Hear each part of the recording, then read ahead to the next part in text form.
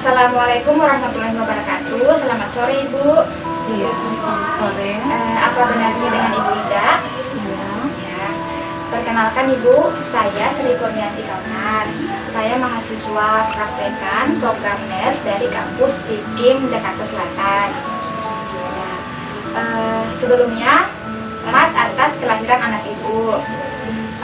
Karena hari ini Ibu sudah diperbolehkan pulang, ada beberapa hal yang perlu saya sampaikan terkait perawatan bayi baru lahir.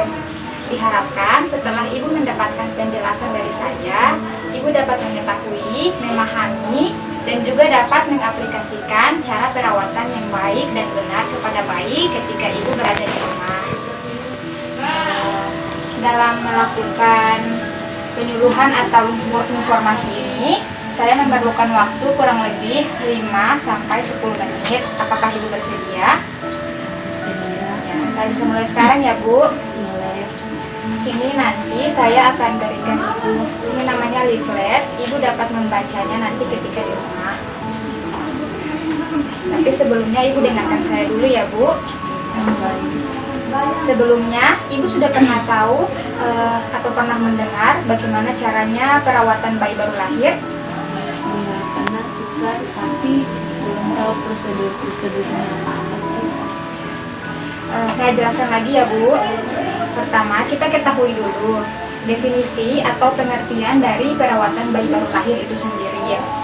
Perawatan bayi baru lahir adalah mengasuh bayi atau bagaimana caranya merawat bayi tanpa bantuan petugas medis ataupun orang lain. Jadi Ibu diharapkan dapat melakukannya secara mandiri. Semisalnya ada suami Ibu yang sedang keluar atau keluarga juga sedang keluar rumah. Jadi Ibu bisa melakukannya secara sendiri. Nah, dimulainya dari kapan? Dimulainya dari beberapa hari Ibu melahirkan bayi Ibu sampai dengan bayi Ibu dewasa. Kemudian untuk penjelasan pengertiannya, apakah Ibu dapat memahami? Saya bisa melanjutkan ya. Perawatan bayi baru lahir itu sendiri terdiri dari beberapa jenis atau macamnya. Kita bahas satu-satu ya Bu. Yang pertama yaitu pemberian ASI pada bayi baru lahir. Sebelumnya, kalau saya boleh tahu, Ibu sudah pernah mendengar informasi tentang bagaimana caranya memberikan ASI pada bayi baru lahir? Sudah, tapi belum mengerti yang sebanyak anaknya itu. Di sini ada beberapa hal penting yang harus Ibu perhatikan ketika nanti Ibu memberikan ASI kepada bayi Ibu saat di rumah. Biasanya atau normalnya bayi itu dia akan menyusui sebanyak 8 kali selama 1 hari. 8 kali ya Bu. Itu dengan durasi 2-3 jam sekali. Nah, jika bayi Ibu itu tertidur atau dia sedang tidur pada siang hari maupun malam hari, kalau dia sudah tertidur lebih dari 2-3 jam, tolong dibangunkan untuk disusui, karena memang sudah waktunya untuk dia menyusui.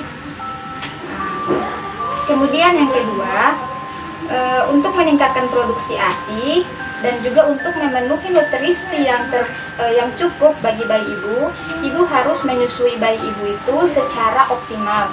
Dalam artian, Ibu harus menyusuinya sampai bayi tersebut benar-benar kenyang atau puas.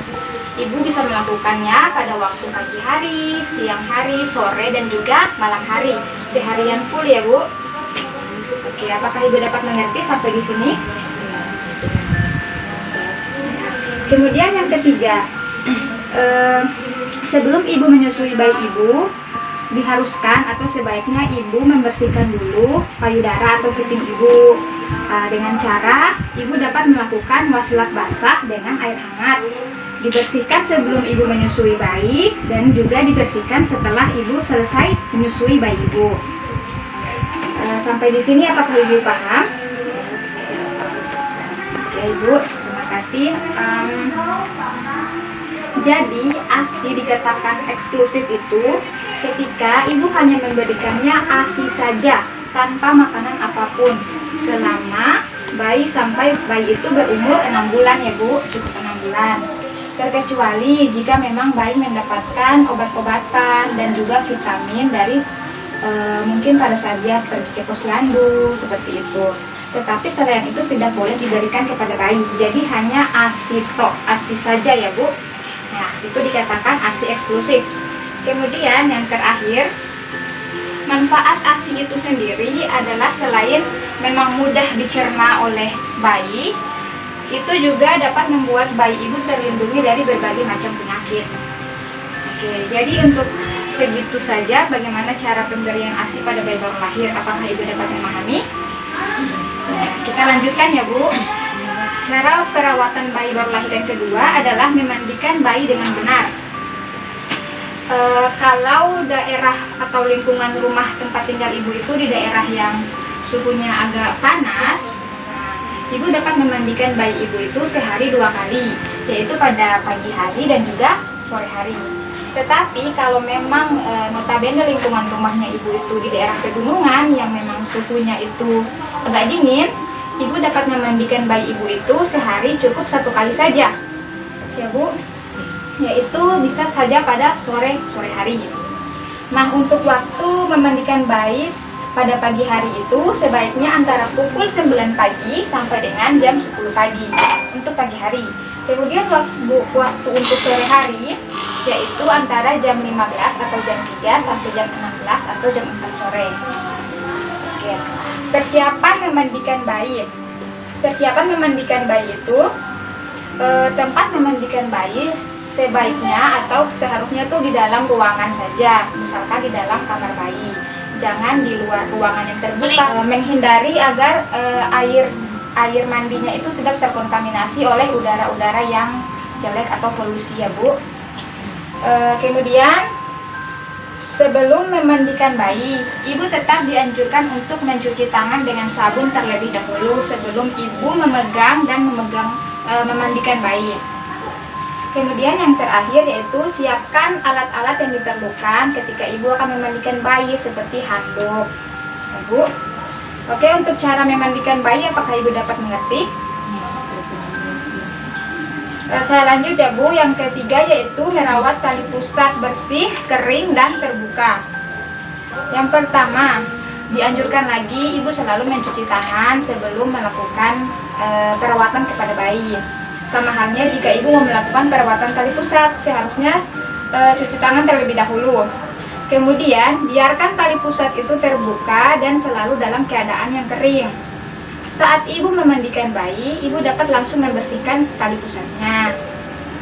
Setelah selesai dibersihkan, dapat dikeringkan dengan handuk, tetapi secara lembut atau perlahan, atau dapat dibiarkan saja dengan cara diangin-anginkan.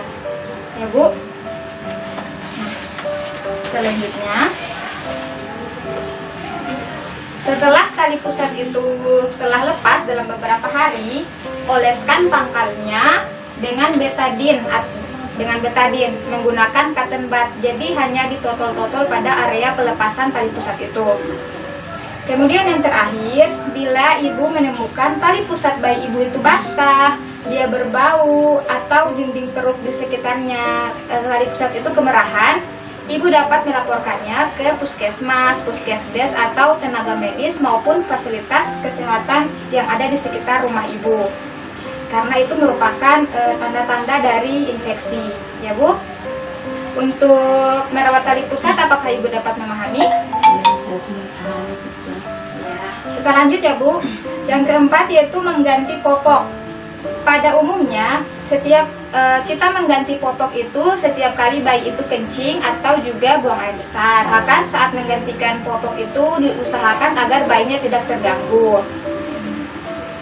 Setiap kali mengganti popok, pantat bayi harus selalu dicuci dengan air hangat ya Bu.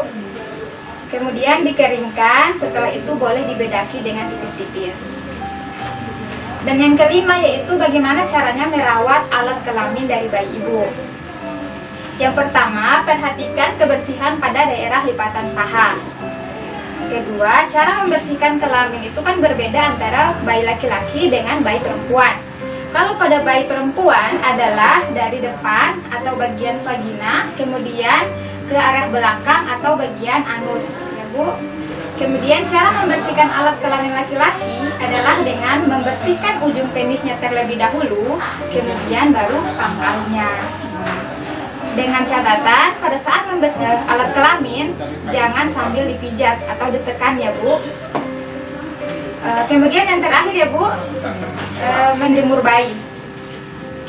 Sinar matahari dan udara segar sangat penting untuk pertumbuhan dan pemeliharaan kesehatan bayi. Sejak bayi itu berumur beberapa hari, sebaiknya setiap pagi bayi itu dibawa keluar rumah agar mendapatkan sinar matahari dan juga kesejukan. Dengan catatan, jemurlah bayi pada pagi hari antara mulai pukul jam 7 sampai jam 8 pagi. Itu waktu yang baik ya Bu untuk menjemur bayi. Kemudian sebaiknya menjemur bayi itu ketika sebelum bayi dimandikan.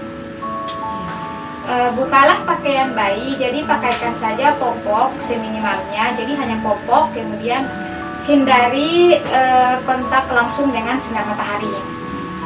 Ganti posisi bayi setiap 15 menit. Posisinya itu bisa terlentang maupun tengkurap, jadi ibu bisa mengganti posisinya, jangan hanya satu posisi itu melulu ya Bu. Nah, kita sudah sampai yang terakhir ya Bu.